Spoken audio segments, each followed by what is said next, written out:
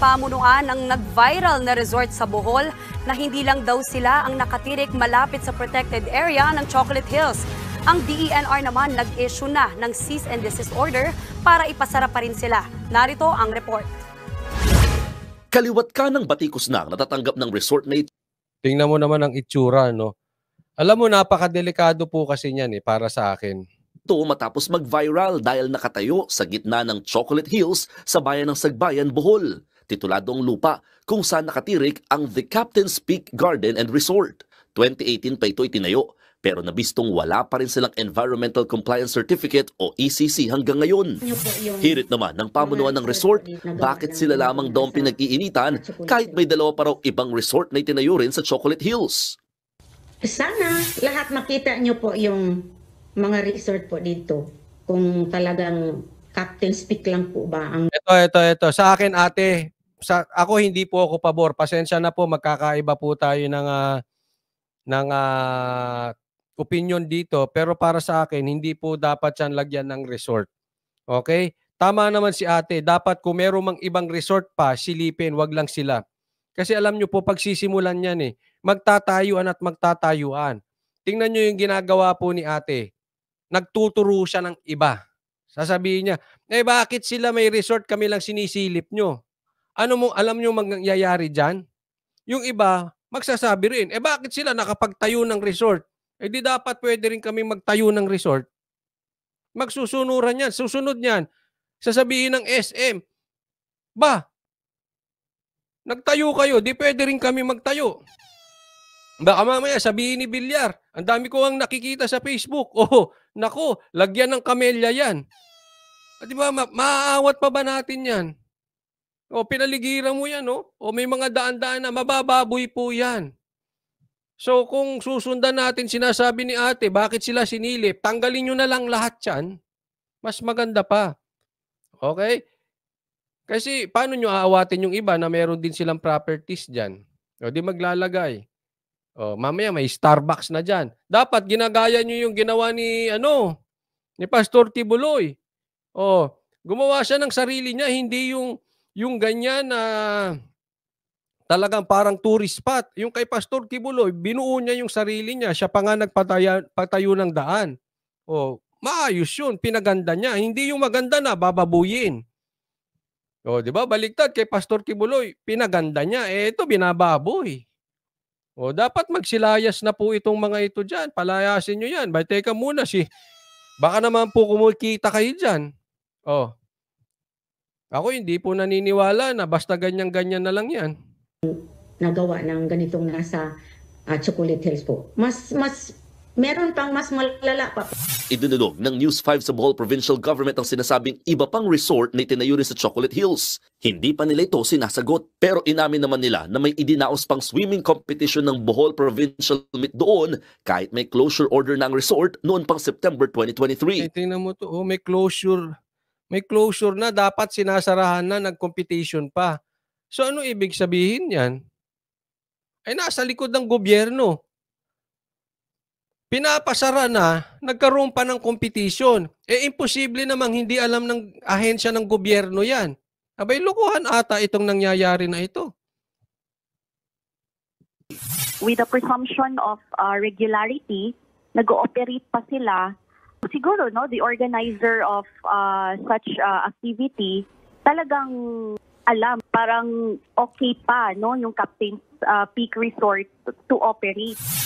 Paglilinaw naman ng DENR, kung nagkatitulo ang lupa bago nabuo ang Proclamation 1037, dapat daw kilalanin at igalang ang karapatan ng may-ari ng lupa.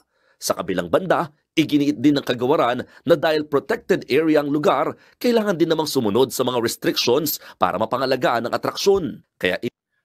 Kahit na po nabili yan, DENR, pwede nyong gawan ng paraan yan. Tama naman yung sinasabi nyo rin. Protected area po yan. Hindi po pwedeng ganyang mabababoy yan. Okay, hindi ko po sinasabi na pangit yung kanilang ginawa.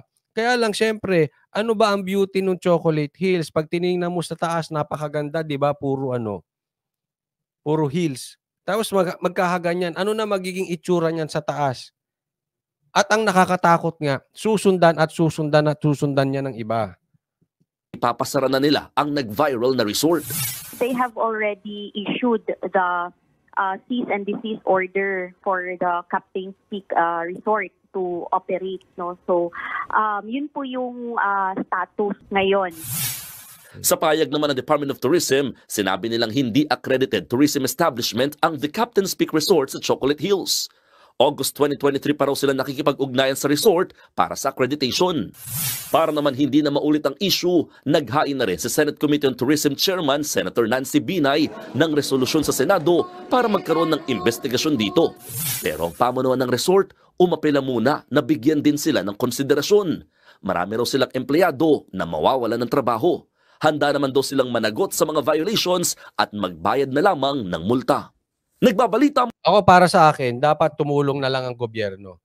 Kung gusto nilang maayos yan, siguro i-compensate, bayaran, pwede naman yun appropriation ang tawag dun So bibili ng gobyerno para hindi naman nalugi. Naiintindihan ko naman kasi yung mga negosyante, baka nalulugi sila, nabili nila na yan dati. No? Since kukuhanin ng gobyerno at ayaw nyo sila magpatayo dyan, gumalaw-galaw kayo dyan sa gobyerno. Hindi naman po pwedeng hahayaan nyo lang kasi papalag din naman yung mga iba. Ba't hindi sila papayagan? Ayan na nga, 3 na nga pala daw sila dyan. Nagre-reklamo, ba't sila ang sinisilip lang? Dapat silipin lahat. At higit sa lahat, dapat po ipatigil na yan dahil, baka mamaya magkaroon pa ng subdivision dyan sa gilid. Sa gitna, may mall na dyan. Delikado tayo dyan. Sabi ni Heidi Sacro, mawawala ang magagandang view ng Chocolate Hills. Dapat dyan sa resort na yan. Yes, I agree with you, Mimi. Hindi lang dapat pasara. Pag-iba nila at ibalik sa dati, visit sila. Oo. Hindi. Kailangan lang naman ay asikasuhin. At bigyan ng tamang... Siyempre, bilihin ng gobyerno yan pabalik. Kasi kung kanila nga, hindi po natin alam kung kanino yan. Baka nakatitulo nga sa kanila. Siyempre, kawawa din naman. Intindihin po din natin sila. Winnie Calingso, nagkalat na ang camellia all over the Philippines. Hindi, okay lang naman yun. Wala namang masama doon. Kaya lang, baka mamaya, siyempre, di ba, magka-camellia dyan, magka-SM dyan. Malay mo, may Robinsons pa dyan. Alam nyo naman. Hindi ko kilala. Boss, sino ba dyan ang mayor at kongresista dyan sa Bohol? Hindi ko po talaga kakilala At saka hindi ako maniniwala na basta yan napatayo na hindi nila namamalayan. Kasi napaka-imposible po, no? Kasi meron ako naririnig sa mga sabi-sabi lang naman, baka lang kasi daw na ipatayo yan nang hindi napapansin ng gobyerno. Sabi ko, kalokohan yun. Kasi nga, halimbawa, dito sa aming subdivision, bago ka makapasok, ang daming permit. Magpapagawa ka lang ng garahe, ng bubong, napakadaming permit. Dadaan ka sa gwardiya, lahat ng papasok, dapat nakalista, lahat ng materyales na papasok, nakalista. Iyon ay subdivision lang. Paano po yung ganyan? Imposible namang nag-deliver ng gamit dyan, tapos kinabukasan na itayo na. Maingay po pag ginawa yan. Especially yan, tahimik yung lugar na yan. Wala bang dyan? Wala bang mga nagbabantay niyan? At bigla na lang nakatayo dyan at hindi nila napansin na may nagdi-deliver, may nagkukumpuni, may gumagawa, may naguhukay, etc. etc. Napaka expropriation code. Sorry po yan. Expropriation. Kaya sabi ko nga, napaka-imposibleng hindi nila ito nabantayan. Merong hinayaan po ito most probably ng local government at nagkamali sila dito. Siguro inunawa nila yung hindi ko alam kung may lagayan ba dyan or inunawa nila yung mga may titulo, etc. Pero may pagkukulang po. Sabi ni Garski, grabe yan boss, ang pangit tingnan. Kaya nga napakapangit tingnan Dapat yan, alam nyo, para maging tourist spot yan, maganda naman kasi lagyan mo ng development Pero wag dyan sa gitna.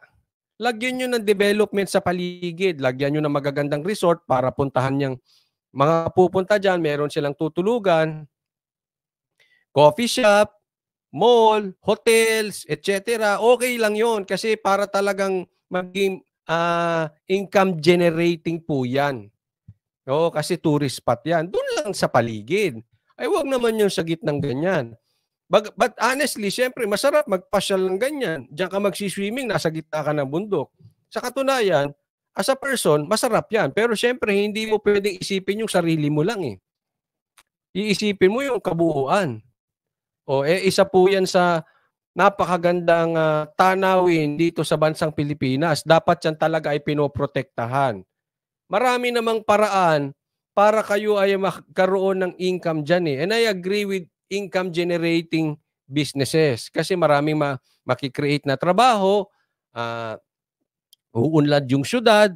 I'm for that. Hindi po ako backwards masyado na makaluma na ayaw ko ng development. Actually, makikita mo kung magaling ang local government, talagang umaangat yung kanilang siyudad. Tingnan nyo ang Tagaytay, umaangat po. Makikita nyo naman ang Davao, umaangat po. Makikita mo talaga kung pulpul o may silbi yung mga local government o yung mga politiko. So, I'm for development. Okay po yan. Oo. Pero, lagi natin iisipin, ilalagay sa lugar.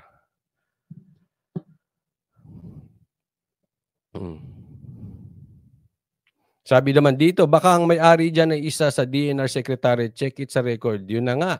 Baka nasawsawan ito ng politiko at aabangan natin yung mga susunod na balita kasi sisilipin na po ito.